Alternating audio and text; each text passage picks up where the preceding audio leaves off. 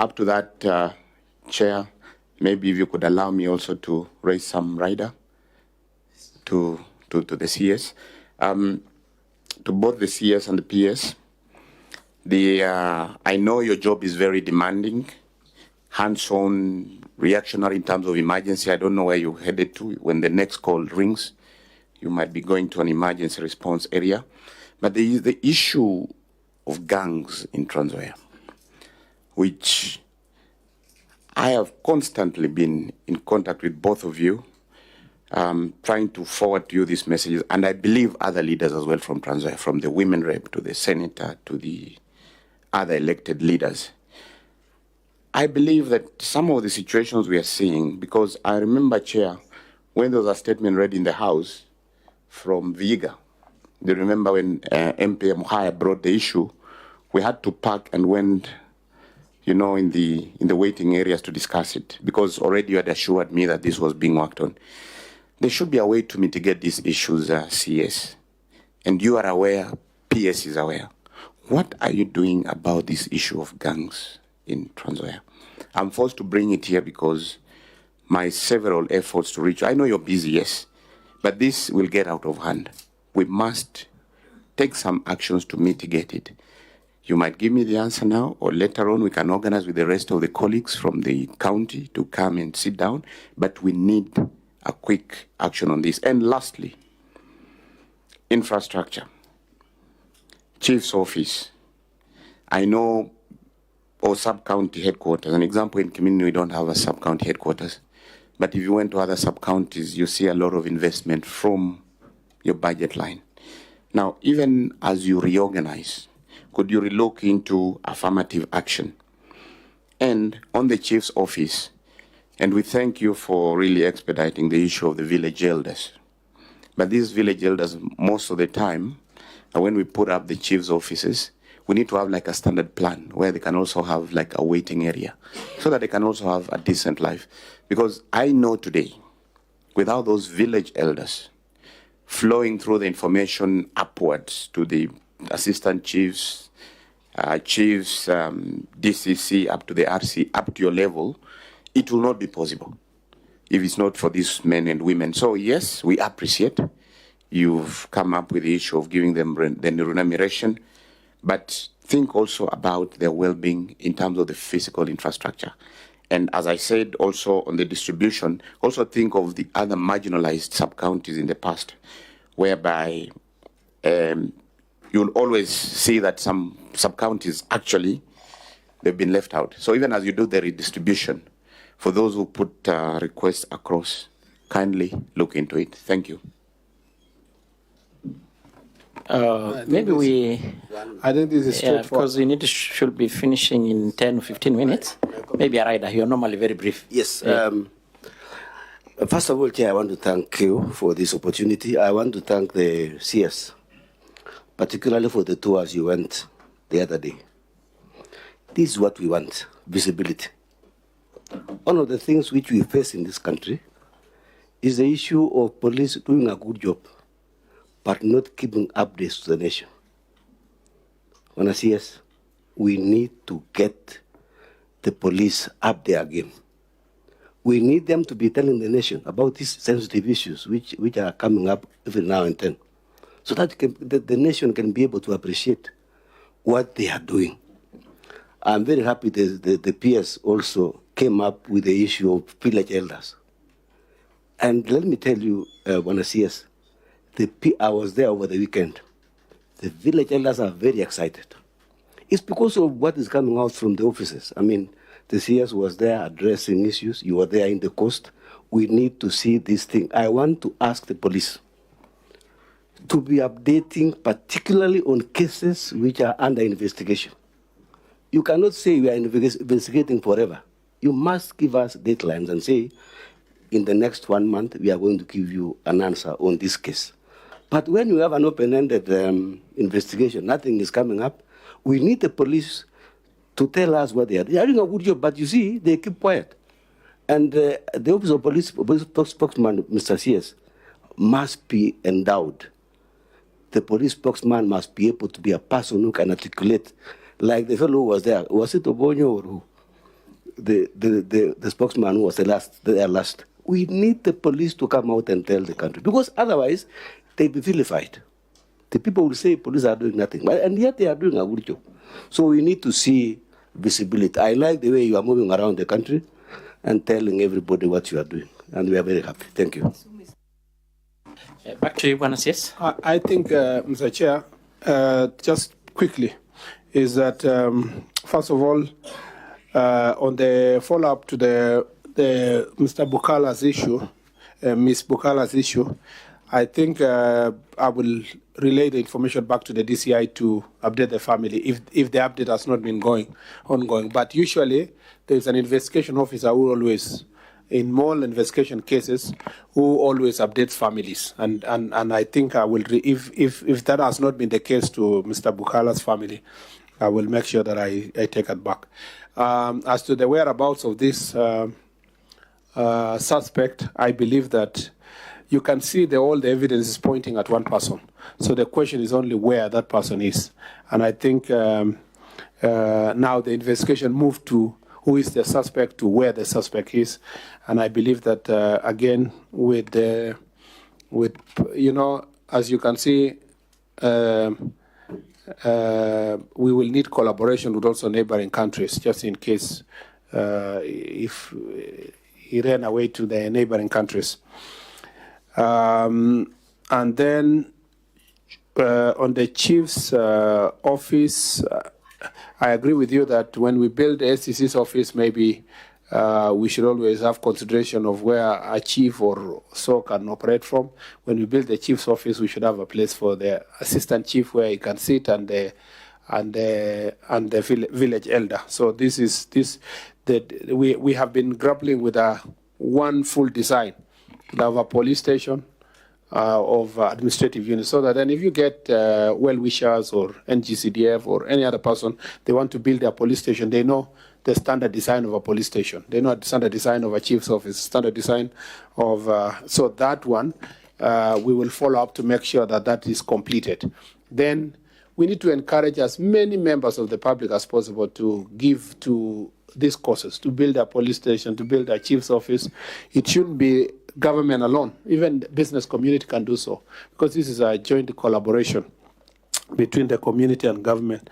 And in cases where business community has been very active, let me say the case of Eastleigh, for example, security is greatly improved because the business community is working together, the local police, to invest in facilities, but also working relationship. And I think should be the case in many parts of the country. On the question of Trans-Nzoia, I don't think that Trans-Nzoia really have gangs at the level of gangs, but they have goons. At the moment, there are many goons attached to politicians in Trans-Nzoia. They haven't matured properly to be a gang. You know, a gang is a very serious issue. A gang is led separately with proper chain of command and so forth. But there are goons that are attached to leaders, and we know a number of those goons are hanging around political actors. A lot has been done so far to deal with those, to dismantle those goons, but still a lot needs to be done, because these are people who are hired per session. So some leader who's going to some village, he doesn't want to go alone. I don't know why you're fearing his own people. You carry goons. They reach a funeral, they start a fight. The funeral is in disarray. The family is run away. And you know, we have had those cases in Matungu, we have those cases in Kitale. I schooled in Kitale, and I'm also a person who lives in its neighborhood.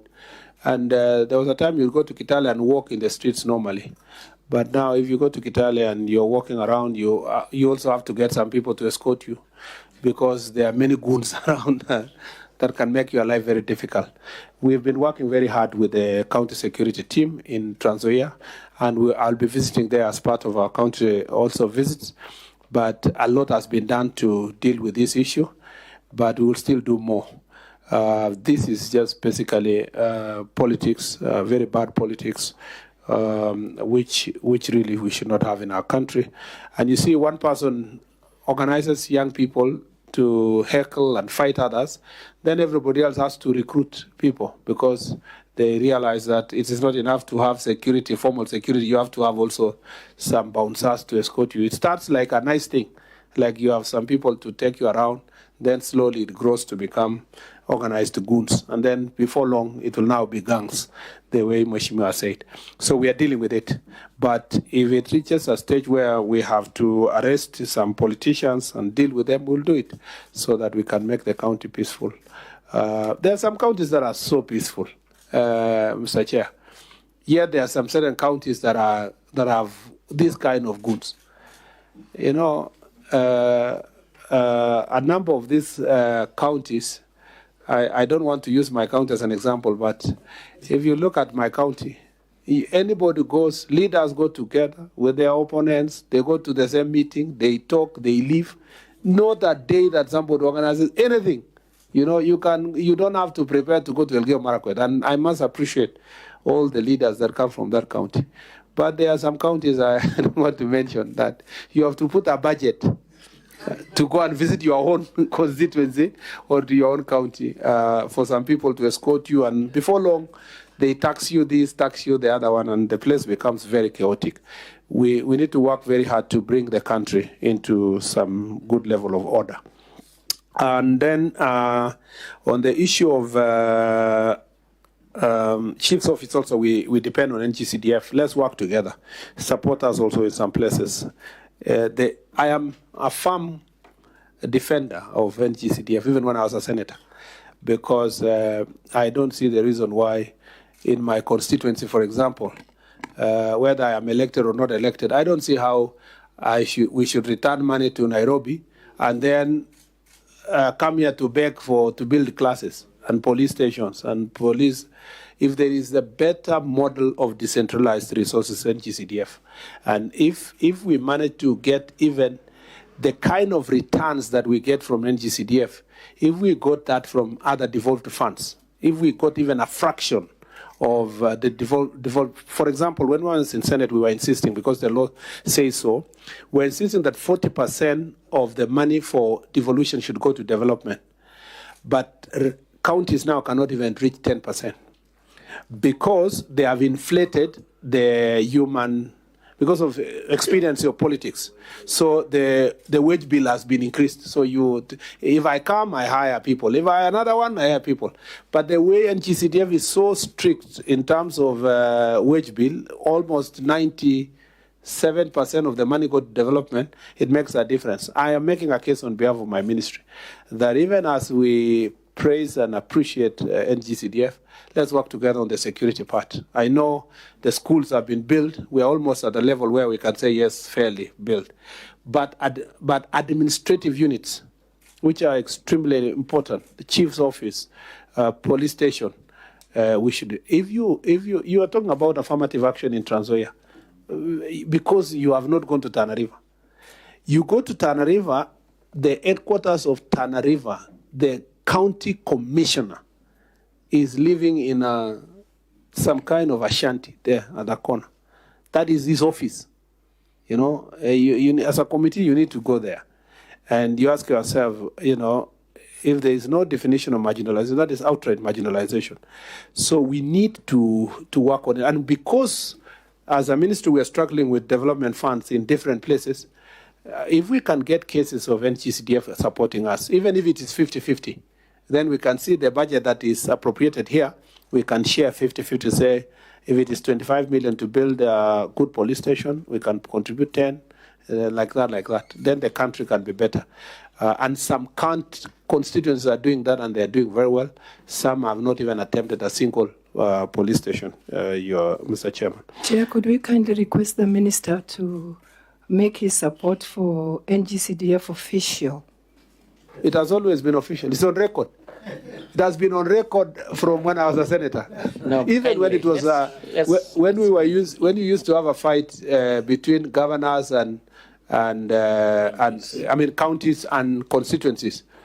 I'm on record, even as majority leader in the Senate, that we must separate our political competition and the place of the resource of NGCDF. And the facts speak for themselves. I know where Rosa is going, but I won't change my position. It's very firm. It's very, very official. Affirmative action on infrastructure, village elders. On the village elders issue, we are very clear. The policy we are working on is to define what's a village. Then from there, we see what kind of support we'll give to the village elders. Because there are people volunteering now as village elders. Wait until it is said they will get some ex gratia or some support. Then suddenly there will be mushrooming of villages. Yes. You know, that now, oh yeah, now we are 5 villages. So we want first to work on the policy on where is a village and how do you define a village. In Nairobi, what's a village? In a rural area, what's a village? And who is a village elder? Yes. You must also remember, Mr. Chair, that there's an overlapping responsibilities here. You have a village elder, but even in the County Government Act, we have the village council. Yes. That is run by county governments. And the only county that has operationalized a village council is Samburu. And some other counties, and I think Kajiado is trying to do so, Narok is trying to do so. They must also be very careful not to inflate also the wage bill. But at the same time, how will these then village councils operate with a village elder that is working with the... We want to harmonize all that in the policy itself so that we don't have duplication. And eventually then we can amend the law to align the village together. And then I totally agree with Honorable Ambassador Sigay on the police. The police are doing a lot. The problem, they are only in public when they are responding to criticism. You know, the National Police Service, in terms of its communication, is only when they are being criticized that somebody has been abducted, somebody is missing, somebody is whatever. But on a daily basis, on a day-to-day basis. For example, I've said this because I saw the other day some newspaper writing about our security, and it's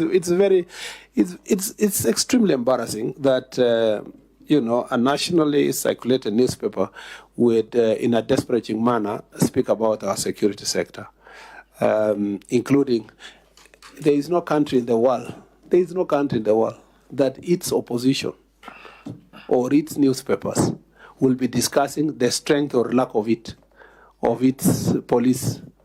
For example, even when ODM was in opposition, I never heard former Prime Minister Raila Odinga, for example, just hold on, as an opposition party for the many years. Even then, I never saw the former Prime Minister go somewhere and stand in a place and say, in Kenya, we don't have enough this and that to fight this kind of crime. Nobody does that. Because there is a difference between politics and national interest. So you can't wake up one day and say, oh, Kenya does not have number of helicopters or doesn't have doesn't have guns, doesn't have bullets or whatever the kind of thing. And I don't know who will teach these newspapers to understand the difference between national security and personal petty fights about this politician and that one because this is the honor of this place and that place. So we just need to be very, very... So our police officers, and I am saying this in the context of fighting terrorism, from the day we have been... from the onset of Al-Shabaab, they have never stopped trying to come to our country. Yet our security people have never stopped defending this country. So the peace we have is not for the absence of the threat.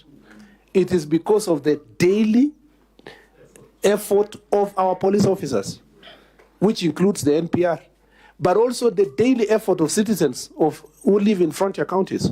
When I went to Todonyang, Mr. Chair, we depend on the NPR in Todonyang to protect our country because it is the citizens in that corner that are doing a very good job.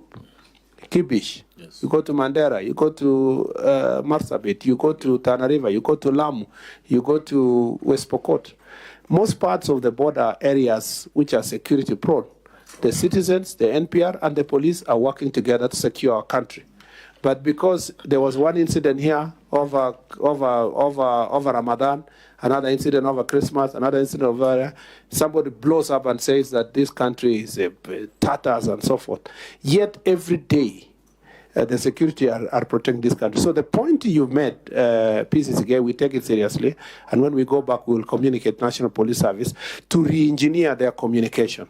If they have done certain investigation, like some of the things we are reading here, I think every so often, either the DCI himself as DCI in the world, when there are serious investigations that are going on in the US, for example, the FBI will come, the director of FBI himself will come and read, we have been following this investigation, this one, or CIA, we have been doing this and this.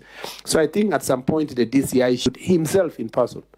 And then the IG, every so often, maybe 4 times a year, update the country on certain issues. And then now the daily or weekly communication from their spokesperson. This kind of proactive communication will make people aware of the things the security sector is doing every day to avert any disaster in our country and any other problems in the nation. I totally agree, and we are doing a tour all over the country. Having done Coast Region, we'll continue with the other regions. But I have learned from these tours that it's not a tourism kind of thing. We've been able to go there, solve instantly certain problems that should be solved instantly. For example, we were in Kilifi and we found 4 police officers who have been manning a police station for the longest, and they are drunk completely, addicted.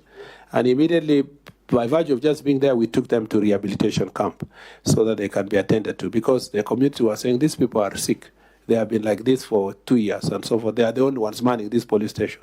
So sometimes it's not enough to operate from here in the city. Certain opportunities being there. You see with your own eyes also some infrastructure. When we are talking about affirmative action, you can see this one requires a police station, this one requires whatever. And this, and also the policies themselves. To be able to meet a police officer who has been in Tana River for 15 years in one operational area, and he comes from somewhere in Kisumu. You feel, by feeling and seeing them, you look at these things differently, and we look forward to doing so across the country, and perhaps re-energize our officers in terms of the service they are giving, but also change as much as we can as a team from the ministry on the issues of security. I think I leave it at that, Mr. Chair, and if it pleases you, perhaps because we have another meeting, we request that we come towards an end of this conversation. Chair, can I say a word? Yes.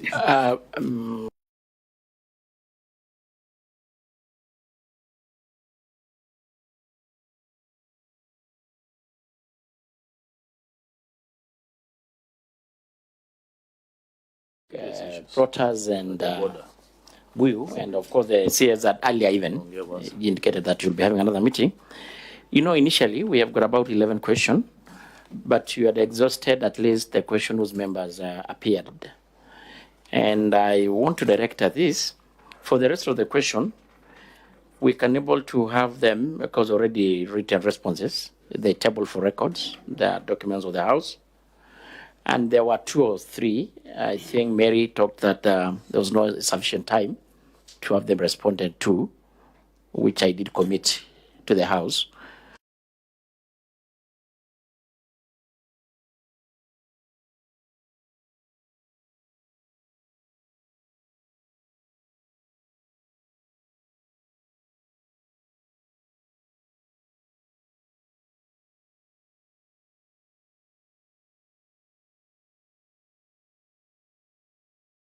Administration okay, the screening. Okay. Then there is another one from Tindi Mwale, Okay. regarding disruption of the performance of Echoes of War. Okay. Play it by Butere Girls. And then there is another one by, who is this? By Honorable Doris Donya. This is about the statement regarding tragic death of Sylvia Kimunto. I think that those are the 3. Okay. We'll work on it and reply. So if we can get it by close of business or tomorrow, so that at least, because we table by Thursday, that will be more appreciated. And also CS, because we should be actually coming to an end. I think we had agreed also the list of administration units. I think the PS is here. He can able to have them, to help you. We have them, and I will appreciate we segregate that those awaiting just AIE and issues of procedure for posting, we have them as a separate list. But those who unit which were gazetted but has got no budget whatsoever, and looking about mobilization of resources, we can have them, of course, with their budgeting, so that we, between ourselves, we see what to do between Parliament and Treasury and us in mobilization of resources. I think also we agree with you, Honorable CS, that of course on the issue of we should be thinking about amendment of laws to expand the scope of a power. So the other issues of KWS, the Kenya Forest, could be, of course, held also accountable. On the issue of the rangers, I think we can have a conversation in a later date on the same. So, members, I will kindly ask that we'll open it again. Masara, you're very experienced. You've been here before. Once we start it again, we open it again. I will kindly, with a lot of respect, kindly. I think the Vice had something. They visited the committee when we were in the State House last. They visited the committee, visited the Mbagathi Hospital. And there's just something so much of concern that he wanted to pass it, that you are here. The rest of us kindly.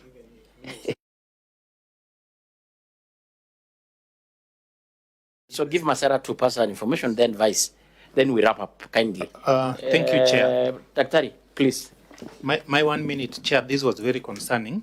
The cooperation between the ministry and NGCDF. If you want to encourage members, is that those who have participated well and assisted your ministry, you need to do something to them so that it can encourage others. I'm saying this because in Suna West, we have done 4 police stations, 5 police posts, 1 anti-stock theft with 17 units, 4 ACC offices, DCC offices. We have 8 assistant chief and chief's offices, a staff quarter for OCPD, DCIO, and ACC1. But you have not rewarded us, so you need. At the expense of But he's a pass holder, Buenos Aires. The reality is, in such a situation, you can do something for such a constituency, and you said because of the cooperation, we have done this. Because we are just doing the same work for the same government, for the same people. Thank you. You are the pass holder. You are a member of this committee which appropriate the budget, even to them. So it should be the opposite. So, Vice, just... Thank you very much, Chairman. Waziri, I have 3 issues. The first is on the issue of the National Police Hospital in Mbagathi. When we visited that facility on Thursday, I think we came away realizing that that facility is complete. There are a few missing issues. And there is also confirmed that there is an outstanding bill that is shared between Interior and Defense. But considering what you just said about what Honorable Sigei there said, if we really care about the welfare of the police, I think our police must have a hospital. And going further, they must have a hospital at least level 5, level 6, so that all cases should not go to other private hospitals. And in the process, we are likely to save a lot of money to the taxpayer. So for that reason, you may not have answers on the whim, but we really want to invite you to be seized of this matter so that this facility should be put to operation as soon as it is possible. Secondly is the issue of Official Secrets Act. Chair, this issue of hospital, I think, Chair, not hospital, Mbagati Hospital. Just a comment. Just a comment on the hospital. I'm writing on the hospital. Chair, I think we need a session on this with the ministry. Because you went there on a serious mission, we need a report to be tabled when the minister is there, so that we can discuss seriously, because I saw a serious visit. So my suggestion is that we have a special session so that we discuss this issue of Mbagati. It has been there for a long time. I think I really don't want to invite discussion on that. I want us to open the hospital. Let that hospital be operational, and it serves the members of the National Police Service. The second issue, Honorable Waziri, is the issue of Official Secrets Act. Anybody in this government who works at the highest level and who is going to handle secret classified documents will always subscribe to an Official Secret Act, that they'll be binded by this, sometimes all their lifetime, sometimes as many years as it takes. But listening to sometimes to what the media broadcast, what many people are attempting to say, you cannot divulge information that you came about as a result of holding a particular office. You cannot divide it to the public or even to the media itself. So for that reason, because that particular docket, I think, is largely under interior, we must enforce that. Because if we don't do that, we can easily lose this country. The final issue is the issue of Sagante Jaldesa sub-county. I must thank your ministry for putting up that facility, which is complete. And I want to request you to commission it so that at least we have a facility that can serve the people of Marsabit. Thank you, Mr. Chairman. So, yes, I just want also to pass an information. You may not need actually to respond to. Maybe you can just follow up. There is a Kenyan word written to you through me that kindly assist the graduate prison officers by raising this issue in relevant. Okay. The Commissioner General of Prison is now demanding that a constable must hold a master's degree to be promoted to the rank of inspector. At the same time, the department is recruiting cadets from outside with only bachelor's degree and immediately appointing them as officers. It's like maybe the same card, I guess. Okay, this is deeply unfair to the serving officers who already hold bachelor's degree and have dedicated over 10 years of their 10 years of their years of service without any promotion. You know, with diligence, loyalty to the country and all that. So maybe you can take this one up and see, and you don't need to respond to it here. Any comment you have to what the Vice say, and then we wrap up, we close it up. I think, first of all, you know, the oath of secrecy that I took as a cabinet secretary, that's what I was looking for, says that I will be a true and faithful counselor to the President for the good management of public affairs of the Republic. I will not divulge directly or indirectly such matters as shall come to my knowledge in the discharge of my duties and committed to my secrecy except as may be required by for the discharge of my duties as a cabinet secretary. And there's no timeline. It's for the rest of your life, you know. But you know, in Kenya, if you see the group of the older politicians, they know what they are. They know what they took their oath of secrecy. But there are also those who are older, but you know, they don't abide by this oath of secrecy. So someone just wakes up one morning and said, "Oh, we one day we were sitting where we discussed this, so and so say this, and yet you swore that, I will not do it unless it is in discharge of my responsibility as a CS.